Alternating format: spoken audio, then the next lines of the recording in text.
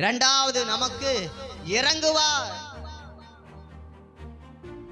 அவர் உருக்கமா இறங்கி உனக்கு என்ன செய்வார்? மறு உத்தரவு உனக்கு அருளி செய்வார். இனி நீ அழுது கொண்டிராய் என்று சொல்லி வேதம் சொல்கிறது. உனக்கு என்ன செய்வார்? அவர் இறங்கி, அவர் வானத்தை விட்டு இறங்கி என்ன செய்தார்? இந்த பூமிக்கு வந்தார்.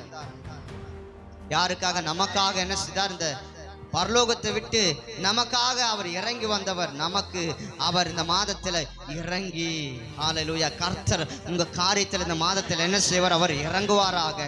நீங்க நீண்ட நாளா எதற்காக ஜெபித்து கொண்டிருக்கிறீர்களோ, நீண்ட நாட்களா எதற்காக என்ன தேவையோடு எதிர்பார்த்து கொண்டிருக்கிறீர்களோ, இந்த மாதத்துல கர்த்தர் அதை உங்களுக்கு அவர் செய்து முடிப்பாராக என்று சொல்லி, ஆமென். அவர் நான் செய்வேன் என்று சொல்லி, நான் உனக்கு இறங்குவேன், நான் உனக்கு இறங்குவேன், நித்திய கிருபையுடன் உனக்கு இறங்குவேன் என்று சொல்லி வாக்குத்தத்தம் செய்தவர். இந்த மாதத்துல கர்த்தர் நமக்கு இறங்குவாராக. அவர் இறங்கிட்டா போதும், நம்முடைய வாழ்க்கையில அற்புதத்தை பார்க்க முடியும். ஹல்லேலூயா, ஆமென். நினிவே ஜனங்களை அழிப்பேன் என்று சொல்லி அவர் என்ன செய்தார்? அவர் அந்த ஜனங்கள் அவரை தேடின போது அவர் என்ன செய்தார்? இறங்கினார். இறங்கின போது நடந்த காரியம் என்ன? அவர்கள் வாழ்க்கையில தேவன் அழிப்பேன் என்று சொன்ன அவர்களை அழிக்கல. ஆமென், ஹல்லேலூயா. அவரை இறங்கிட்டார்னா போதும், நம்முடைய வாழ்க்கையில அற்புதம் நடக்கும். ஹல்லேலூயா.